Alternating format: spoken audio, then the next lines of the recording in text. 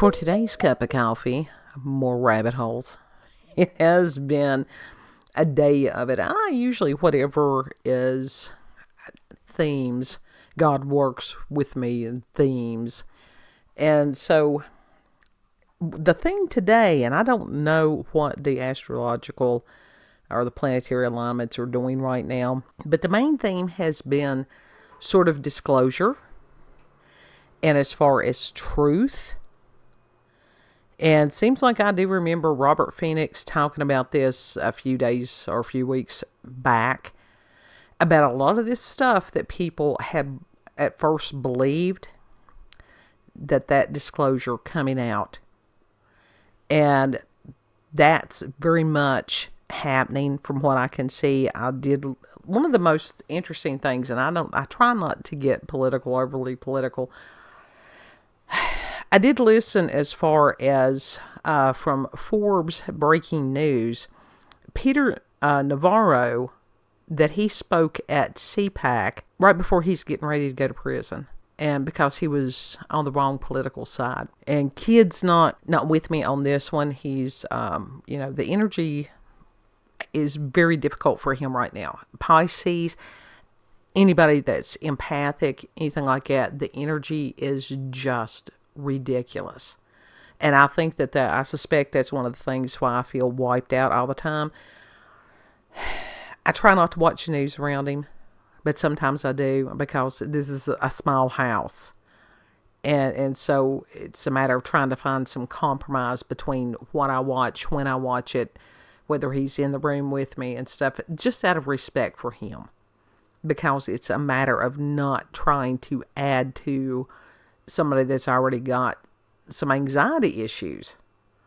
Well, hell, I think all of us have some anxiety issues right now. But there are people out there speaking truth. You may have to search for them a little bit. And I guess it's one of those seek and you shall find. And it depends on what you are seeking.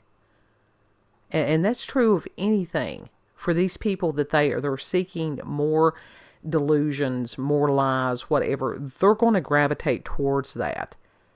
That is their choice. That is their free will. That is part of their journey. And so, other than praying for them, if they give us the opportunity to speak and ask us why we believe what we believe, then we can share that. But other than that, you cannot force somebody to change their ideology. Especially somebody that has been indoctrinated.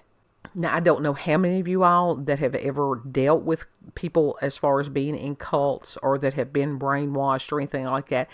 I have. I had to be delivered out of one years ago. And what happens with that, when you've got somebody that tells you everything that you want to hear, there's usually a hook. If you've got somebody that loves you enough to tell you the truth, which includes the things you don't want to hear, that's who you want to hold on to. But love bombing is one of the things that cults do. And we've got a lot of that going on right now. But the facade is falling off a lot of these false beliefs because, everything's going to shit. Just speak truth on that. And I had also listened to, I think his is Bukele, maybe his last name, that he is the current president of El Salvador. And it was rather amazing. So I'll include those links for you. There was something this is just my scrolling for today, which included Ayn Rand, the real motive for socialist mindset. Just some of that light stuff, light and fluffy. Something I watched just a few minutes of because it was unbelievable that there is actually a Ouija board that is being marketed for Christians. Now, I don't care if you've got a picture or what somebody thinks that Jesus looked like on that is summoning spirits. We're not supposed to do that. But the fact that somebody produced such an object And that there will be people that it's like, oh, well, it says Jesus on it, so therefore, no, that is not how that works. And again with the Jimmy Akin, I'm really enjoying his channel. And he discussed, I had heard of this before, but he really went into, he does an excellent job with his presentations. It was a case of Denise, Huskins, and Aaron Quinn. And that this young man had alerted police and said that his girlfriend had been abducted, and that there were these people that were in wetsuits that had taken her, and that they wanted money, but it wasn't a large amount of money, and then it sounded just ludicrous. And so the police did what they, I don't know how many of y'all know cops, have had dealings with cops, may be cops, but let's face it, there is a lot of cynicism amongst the law enforcement industry. And so it was one of these that they tried to force a confession from this young man, and he stood by his guns. He's like, I did not do this. And as far as how the police force had totally dropped the ball in this investigation, including taking the young man's cell phone while the girl was still missing, because they just automatically knew, they pulled it out of their asses that he had killed the girl. Even though he's saying that's not what happened. They had put his cell phone on airplane mode. And when his attorney, that I will tell you this, if you ever, as far as police, first words out of your mouth, I want to speak to an attorney, and then don't say anything else. I have been told that by attorneys. So you can research it yourself on that. When they turned his phone back to normal, all these calls, all these texts, different things like that from the people that were, the alleged kidnappers. It comes at the end of it, I'm going to be a spoiler on this. The kids were telling the truth. The media had picked up on what the police had said, and they had absolutely ruined the reputations of these young people. Because that's what the media does. They don't care about truth. But even that is coming to light, that you've got a lot of media that they're being exposed. So it's a fascinating story.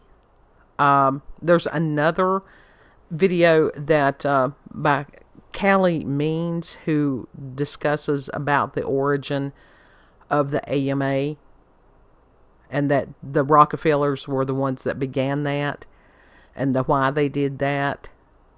And so I'll include that. Just an incredible amount of stuff. Incredible. You've got some of these people that are speaking out to these politicians, and they're telling them, it's like, no, this is not cool. This is what you're doing to us. We don't appreciate it. Just all kinds of things. So we're seeing glimmers of truth, the spirit of truth, come in here. And we've all been waiting for that. That does not mean things are going to get light and fluffy. I mean, it's sort of like getting a diagnosis of somebody that's like, oh, well, you've got this. Okay, let's use something totally gross. Botfly. Doctor says, you got a botfly larva. What are you going to do? Are you going to sit there and go, no, I don't. No, I don't.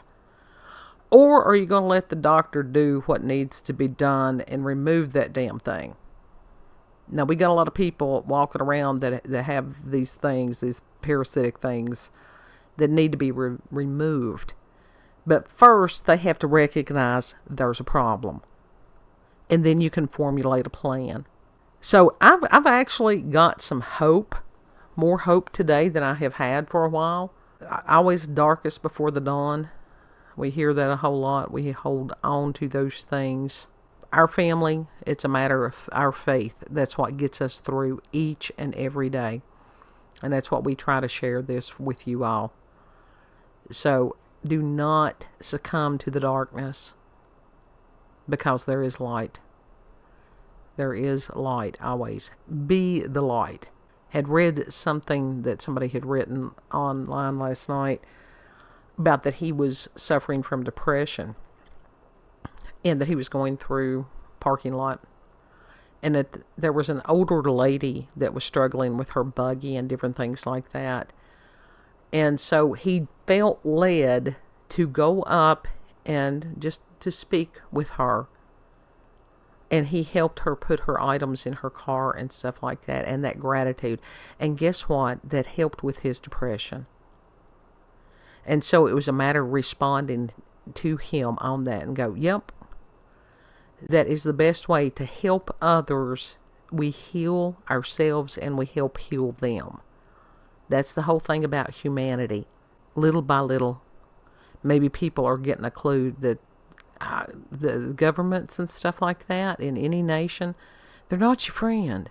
It's a matter of families taking care of each other, communities, states, different things like that. You start small, and then that ripple effect, and then you take care of other people's and stuff. Now, I think it was Mother Teresa that said charity begins at home. Charity sometimes begins on little ghost pirate ships too. So, if you've had experiences with paranormal or supernatural encounters with UFOs, aliens, big feet, all the cryptids and stuff, you can send me an email, cupofcoffeewithscream@gmail.com. That'll be in the description box. And I'll give you a laundry list of links, and you can go and partake of those as you please. Let me know if you're noticing other signs of an awakening, because some of us have been praying for that for a very, very long time. So, I just want to hear your thoughts. Like, share, subscribe, do all that stuff. That stuff. The main thing, know that you are loved. You have value. You have a purpose. If you need prayer, you send me an email. I will stop. As soon as I read it, I will stop whatever I'm doing and I will pray for you. And Lord willing, we'll see you on the next cup. Bye.